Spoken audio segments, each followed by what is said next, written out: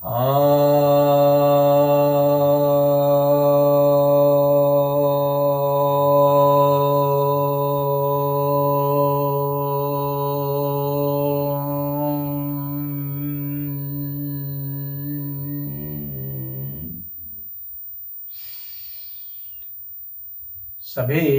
भक्तजनों को सप्रेम नमन। भक्तों, आज आपकी जिज्ञासा का समाधान लेकर आया हूं। एक जिज्ञासा यह आई है, यदि मूर्ति में प्राण प्रतिष्ठा की जाती है तो मूर्ति हलचल क्यों नहीं करती?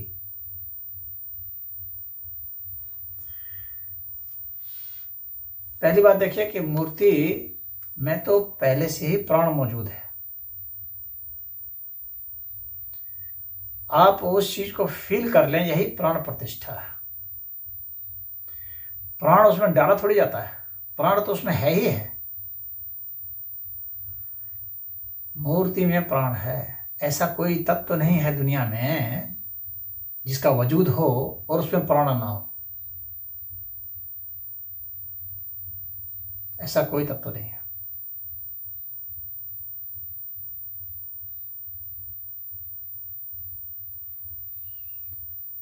तो प्राणमय कोश को भी ब्रह्म कहा गया है।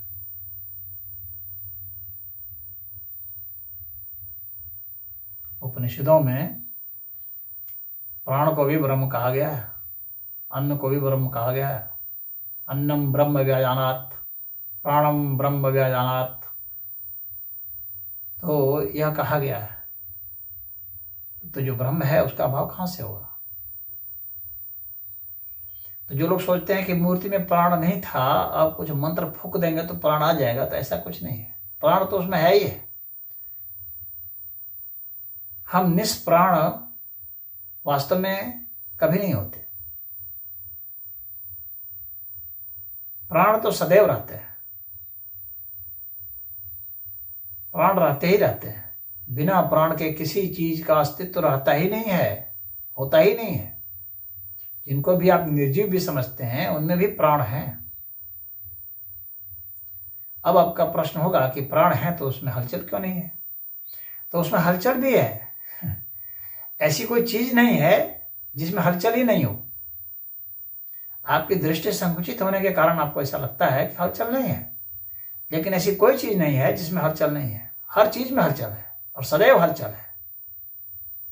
बिना हलचल के कोई चीज नहीं होती। जिसको आप स्थिर समझते हैं ना, उसमें भी हलचल हो रही है। आप पृथ्वी को स्थिर समझते हैं, पृथ्वी में भी हलचल हो रही है। मूर्ति को स्थिर समझते हैं, मूर्ति में भी हलचल हो रही है। उसमें ये अणु परमाणु गति कर रहे हैं, मॉलिक्यूल्स उसमें हैं, उसमें एटम्स हैं, उसमें इलेक्ट्रॉन्स हैं, प्रोटॉन हैं, न्यूट्रॉन हैं, पॉजिट्रॉन्स हैं। सारे जो तत्व उसमें हैं वो गति कर रहे हैं। उसमें कैसे आप समझते हैं गति नहीं कर रहे हैं? उसमें क्वार्क एलिमेंट्स हैं, वो गति कर रहे हैं। गति तो है। आप किस लेवल तक गति को पकड़ पाते हैं, ये आपकी बात है। मनुष्य के शरीर से भी जब प्राण निकल जाता है तो क्या मनुष्य के शरीर में हलचल नहीं होती है? मनुष्य का शरीर भी फूलता है, सड़ता है, गलता है। क्या है? हलचल नहीं है। उसमें कुछ ना कुछ परिवर्तन आ रहे हैं ना। परिवर्तन कोई तो हलचल कहता है, गति। तो गति तो हो रही है उसमें। अब आप यह मानते हैं कि मूर्ति का हाथ है तो वह उठेगा तो ही गति हुई। नहीं, प्राण का यह काम नहीं है सिर्फ कि आपने हाथ बना दिया तो हाथ उठेगा ही। जैसे किसी मनुष्य के शरीर में प्राण भी है और यहां लगवा मार जाता है तो हाथ नहीं उठता उसका। तो इसका मतलब यह नहीं है कि उसमें प्राण नहीं है। प्राण तो उसमें है ही है, सदैव है। बिना प्राण का तो अस्तित्व ही उसका नहीं है। अब यह है कि वे प्राण आपस में कितना कम्युनिकेट कर पा रहे हैं, उनकी मात्रा कितनी है, उनकी आवृत्ति क्या है, उनके अनुसार से ही गतिविधि होती है।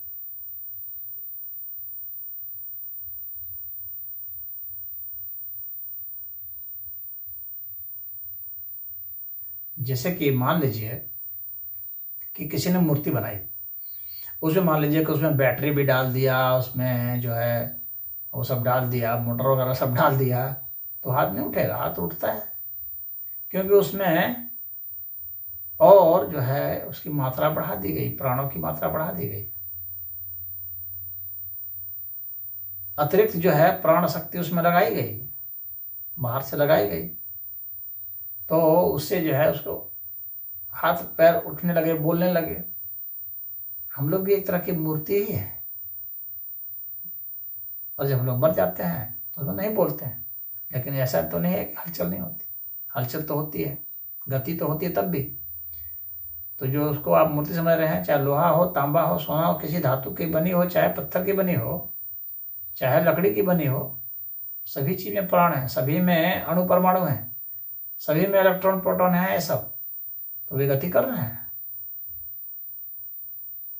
कोई चीज धरती पर ऐसी नहीं है, या पूरे ब्रह्मांड में कोई ऐसी चीज नहीं है कि जिसमें कि हलचल नहीं होती है, परिवर्तन जिसमें नहीं होता है, जिसमें गति नहीं होती है। तो इस भूल में नहीं रहिएगा कि मूर्ति में हलचल नहीं हो रही है, उस हलचल को आप डिटेक्ट नहीं कर पा रहे हैं। और जो साधक होता है वो यही होता है कि उसमें हलचल डिटेक्ट कर लेता है, उसके भीतर के अंदरूनी गति को समझ जाता है, और अपने भीतर की जो गति है उसको भी समझता है।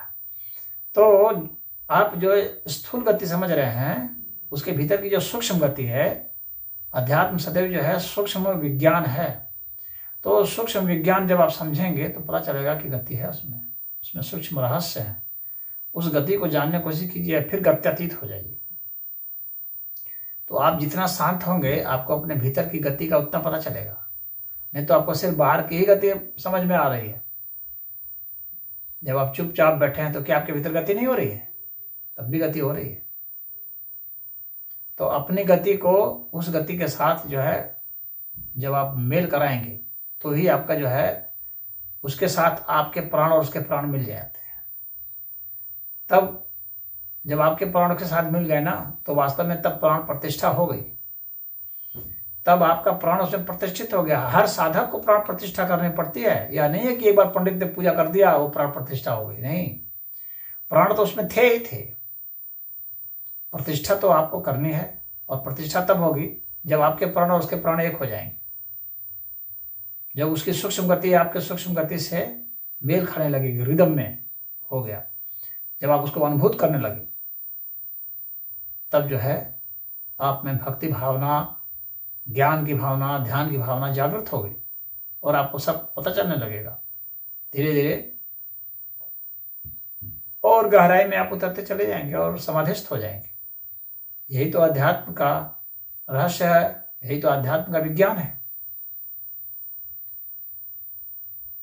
तो मूर्ति में प्राण प्रतिष्ठा होती है, उसमें हलचलें होती है। हलचल का मतलब यह नहीं है कि उसको आपको वहां से हाथ उठा करके आपको पकड़ लेगा, जैसे आदमी पकड़ता है तभी आप मानेंगे कि हलचल हुई। तो उसके लिए तो आपको उसमें मोटर फिट करना पड़ेगा भाई, तभी ऐसा होगा। उसके भीतर जो प्राण शक्ति है, प्राण क्या है पहले आप यह समझिए। प्राण जो है शक्ति का सबसे सूक्ष्म स्वरूप है।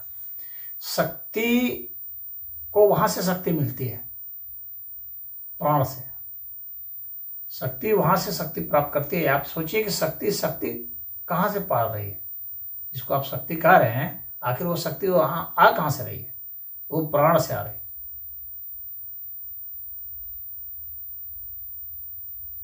उस प्राण का कहीं अभाव नहीं है। जब तक वस्तु है, प्राण है ही है। वस्तु बदल जाए तो भी प्राण उसमें रहते हैं।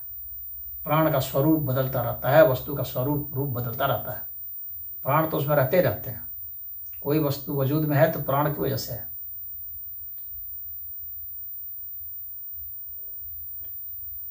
अब उसकी प्रतिष्ठा सिर्फ ऐसे करनी होती है कि उसका रिदम जो है, उसमें जो हलचल है, जो गतिविधि है, उसका रिदम आपके रिदम से मिल जाए, बस प्राण प्रतिष्ठा हो गई।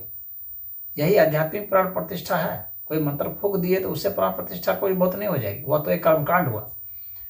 वास्तविक प्राण प्रतिष्ठा तो यही है कि आपका रिदम उसके साथ एक हो जाए, तो ही जब आप उस मूर्त के साथ एक हो गए, अब आप मूर्त से अमूर्त में चले जा सकते हैं साधना को और आगे बढ़ा के।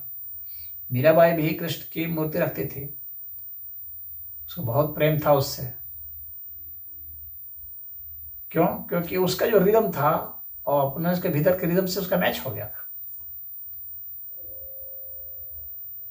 तो वह आपको मैच करानी है। जो मैच कराएंगे वह मूर्ति आपको पसंद आएगी, खूब पसंद आएगी, इतना पसंद आएगी, पसंद आती चली जाएगी कि आपको लगेगा कि हाँ बोल ये एक दो शरीर एक जान है। तो प्राण प्रतिष्ठा हो गई। वहां से प्रेम की कहानी शुरू होती है। तो मूर्ति में हलचल है महानुभाव, उस हलचल को आप फील कर पाते हैं कि नहीं फील कर पाते हैं इसके ऊपर है। सिर्फ मूर्ति में नहीं, हर चीज में हलचल है। उस हलचल को जब आप फील करेंगे तो आपके प्राण उसके साथ एक हो जाएंगे। नहीं फील करेंगे तो आपके प्राण जुदा है, उसके प्राण जुदा है। हरि ओम।